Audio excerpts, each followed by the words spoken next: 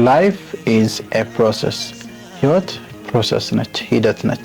በየቀኑ ምንጓዛት፣ በየቀኑ ምንሄደው፣ በየቀኑ ራሳችንን ምናርምበት፣ በየቀኑ ራሳችንን ያስተካከልን ምንጓዝበት መንገድ።